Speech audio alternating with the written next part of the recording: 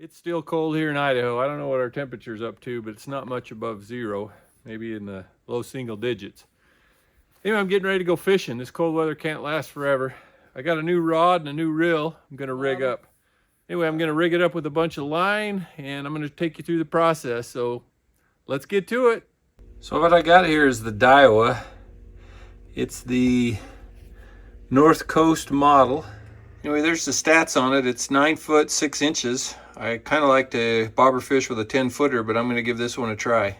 Here's the reel. It's a Piscifun Alios 300 in the left-hand model. This is a really good reel. I'm really liking them. They're a fraction of the cost of the name brands, and it works just as well. Winter bobber fishing can be kind of a pain. Eyelets and everything will ice up. You get ice on your line. I used to fish braid a lot in the winter, but I found that this floating monofilament is a much better line. It doesn't ice up as bad. It doesn't ice your eyelets up as bad, and it seems to work pretty good. But this is float chromium. Okay, so I'm going to want to put about 100 yards on my reel. So what I'm going to do is I'm going to tie it right here to the fence. Then I'm going to hike through my yard and measure out 100 yards. Okay, so I have that line tied over there to the fence. I'm going to take my range finder. I'm going to range over there. That way I get my 100 yards out.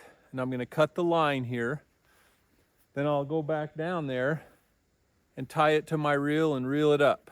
Stay with me. It'll make sense as we get to the end. Okay, you can see I've got that tied in here to my spool. Now I'm just going to reel that 100 yards onto my spool. Okay, you can see I've got my 100 yards on my reel now. Now I can go inside and I'm going to reel my backing onto the top of this, and I'll know how much backing I need.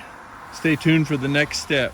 Now, some of you might have some questions about this. The line I want on the outside right now is going to be on the inside. I know I want 100 yards of line that I'm going to fish with. The trouble is I don't know how much backing it's going to take to fill that spool up to the top.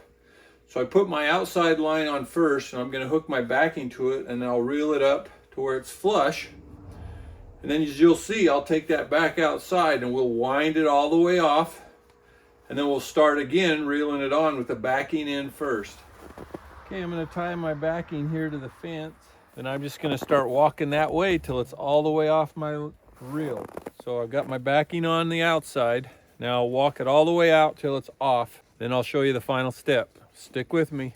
Okay, I've rolled all my backing and my line off. Now I've hooked my backing in here and I'll start reeling it up. Backing will go on the inside, fishing line will be on the outside. Now you can see my yellow float chromium is coming to the outside now.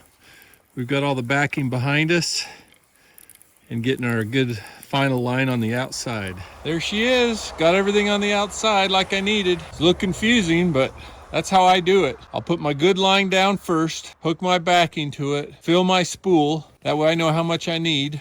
Then I will tie it to the fence and roll it all off, tie the backing to the spool and reel it in.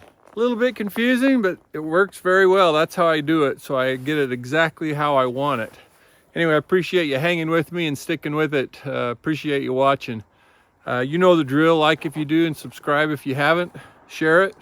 If you got some other ways you do it, leave me in the comments. I'd like to know how you do it as well. I guess I could sit in on the couch and just do it off and back and forth on spools, but this way I don't have to deal with spools and I get a little exercise by walking. Anyway, thanks for watching. Have a great day.